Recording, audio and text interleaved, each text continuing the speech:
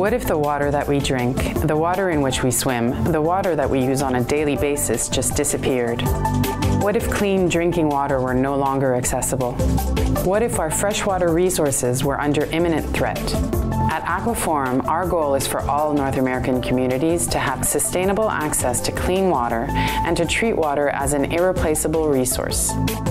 The future of our lakes and rivers is in our hands, and therefore together we must find long-term solutions to protect this precious natural resource. That's where AquaHacking comes in.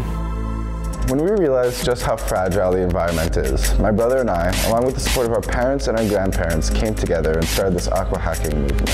AquaHacking is a movement that brings together people in order to create integrated solutions for the problems facing freshwater all throughout North America. It all started in 2015 with the Ottawa River. We then moved on to the St. Lawrence River in 2016, and in 2017 we started tackling issues facing the Great Lakes and St. Lawrence Basin by focusing our attention on Lake Erie.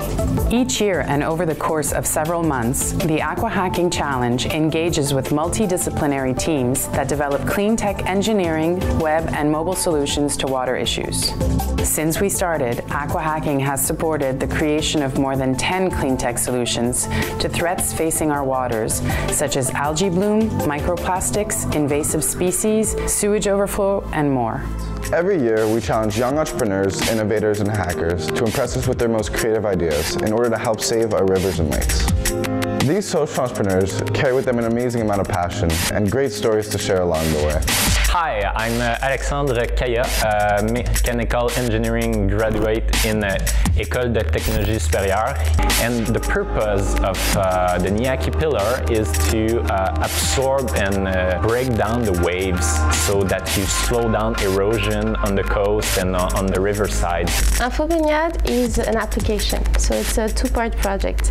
The first part is a model, statistical model that uses artificial intelligence to predict water quality across the St. Lawrence River, and the other part is a mobile application that we developed so that people could see the information that we developed. So what we're trying to do is build a low-cost, internet-enabled mobile soil testing lab for farmers so that they can create really high-density measurements of soil conditions on their fields so that they can more efficiently apply nutrients to their fields, thus reducing the amount of nutrient runoff that's headed to Lake Erie. Our goal is to prevent the movement of these nutrients from beyond the farm by providing real-time data on soil health to farmers. Our project is focusing on microplastics, and we are looking specifically at microfibers, which are the small fibers that come off of your clothing during the laundry process, which are made of plastic. And then from your laundry machine, the water goes through your wastewater systems, through wastewater treatment plants, where they get some treatment, but the fibers just bypass any filtration and end up in the Great Lakes. So we're hoping to solve this by a small mesh sheet, like a dryer sheet for your laundry machine that'll collect the microfibers and prevent them from entering our waterways. We're seeking some of the best social entrepreneurs, engineers, students, marketers, you name it. If you think you have a sustainable and marketable solution, then we are on board 100% and willing to help. This year, we're united for Lake Ontario.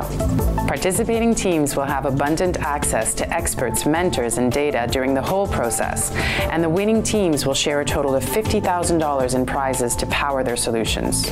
So sign up, form a team, take the challenge, participate in developing clean tech solutions. Join us at aquahacking.com and help us improve the health of our water.